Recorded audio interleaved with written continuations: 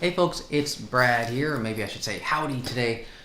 So I'm going to talk about multiple newer products today, all having to do with Flash so that you can compare them, because I find that that's the best thing that helps me. So I want to talk about what the purpose is for these different things, because there are different types of Flash for your Flash photography. So let's start out with a basic. We've got just an on-camera Speedlight, this kind of thing that just goes right on top. I like the mag mod ones to diffuse the light, these modifiers. They are a little pricey. There are other options, and that's one thing that we'll talk about. But that's what I take around with me by default when I don't have a shoot planned where I want to do off-camera Flash. And you've got this newer modifier for Flash, which if you're not using MagMod, then this might come in handy. Also, there are some things that MagMod aren't designed to work with. So this is good for creating a larger surface area to diffuse the light, and that's going to make a big difference. Some people, they like to be true to the perceived light source and use a roundish one if they're outside, because that creates a catch light in the eye like it's the sun. And they like to use rectangular ones only if they're inside, because then you could pretend it's a window light. I don't care. I don't care if people want to analyze the catch lights in people's eyes in my photo. Screw that. All I care about is whether the light is diffused and it creates a beautiful picture without pixel peepers worrying about it. I don't worry about pixel peepers. So this is the kind of modifier that can go onto a Speedlight like this. It has a little opening here with some grabby material on the inside. It has a double baffle that you can pull across if you want. There's a little strip in here that you can attach to get a first level of diffusion before the second level. You can take that off if you don't want it to be quite as diffused, if you don't want to remove as many stops of light. And then you loop this through this little slot and you Velcro it down so that tightens it up a little bit. And this works pretty well, except it's a little bit flimsy, and when there's something in it, it holds up better, but it's not going to be very exacting for this kind of thing because there's no structural support within this. Okay, but I use it with a different light that I'll talk about in a little bit. So if you don't just want to do on-camera Flash, then you might be thinking, let's go to one of the extremes. You might be thinking, well, I want to do studio lighting Flash. A lot of people like to use Flash only in studios. There will be an in-between option, but the newer S101, this is the upgraded model. This one is good for studio use, but I should note that all of these newer models, they're not really high professional grade, so you have some deficits, but they're pretty good for starting out, and I've been happy with them. So this one requires you to plug into a wall, the S101, and it's pretty big. This guy, it has a protector for the light on there, not that foam thing, but the black thing on the end that covers the light.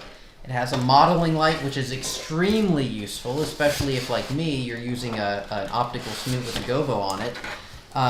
It comes with a reflector, just the basic Bowens mount reflector. And that's the really good thing about this, is it has Bowens mounts, so you can put different diffusers on it, which I've done like an optical snoot. And that is pretty good, except that it's not great for people who, like me, when they're in the studio, want to fire off shots quickly. Like, I deal with dogs a lot, dogs and people portraits. Let's just set that down so I stop squeaking. And this one, it gets very hot, and so you need to rest with the S101 in between shots. You need to take it pretty slowly, or it just won't work for a while until it cools down more. And they say this in the information for it.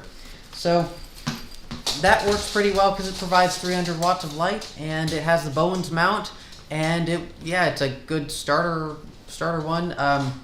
Yeah, I'm happy with that. So we've got the Q3 is the other one. Now I will mention for the Q3, which is a smaller, more portable flash, and the S101, I elected to buy this extra trigger that's designed to go with them. This is a big point that you need to know. You can't just buy any trigger to use with any flash. You buy into an ecosystem, and that's one reason why I've gotten this studio light, the S101, and then the Q3 to be more portable, because they go together with the same trigger, and these make it very convenient to turn things off, to adjust them, and not have to go play with each little light. So this one, so that's with that and the extra battery I bought for the Q3. That's been about $100 more, and with the battery, about $100 more than just the device itself. But I've been pretty happy with this. The purpose of this one for me, like I said, it's more portable. I can take this out in the field, and I put a quick release plate on here, and I've got my monopod that I use with the camera and a remote trigger sometimes. I'll put it on a monopod, and then what I can do is by myself, or if I had an assistant, I can hold this out in front of a subject with my flash on it, and I can get off-camera flash held out near them, get that angled light to get some depth.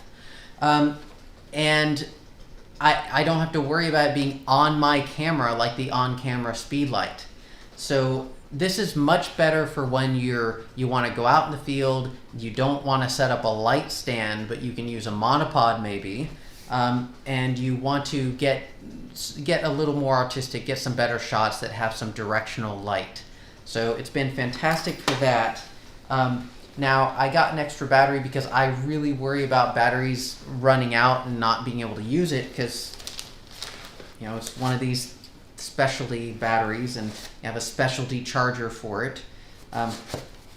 But I will say that in like a 3-hour photo shoot, when I was using this as my rim light, it worked just fine, and it stayed at least above half of the battery level. So I'm not so worried about it in practice. If I'm doing more all-day thing, then I might be worried about it. But I'm covered because I got the extra battery. What I'm saying is, for you might want to try it out and see whether you need that extra battery before paying the $35 or $45 or however many dollars it is at the moment. So overall, this guy, I could fit the there it is on my lap. I could just barely fit this diffuser on here. In fact, I heard the seam rip just a tiny bit when I put it on, but now it's gone on just fine, so whatever, it works. So if you want to look for NEEWER's, what is it, like 8.5 by 11 maybe, like a sheet diffuser, rectangular diffuser with this back, then that's probably going to be a good bet for this thing, because that keeps it really portable. It comes with this little case if you just want to protect it from getting dirty, but it's not rigid, then that works pretty well. So I'm happy with all these things. Can't really critique them too much, except to say that it does seem like they're maybe not top of the line, but they are really good for starting out if you're doing this more fancy photography and enjoy this sort of thing. This Q3 I will mention before I forget. I put it on the monopod, but when I set it up in the studio, I took off the quick release. It wasn't too hard, and there's this little handle that comes in there with an umbrella holder hole. And this screw that goes on to put on the light stand, that doesn't fit in the case slot.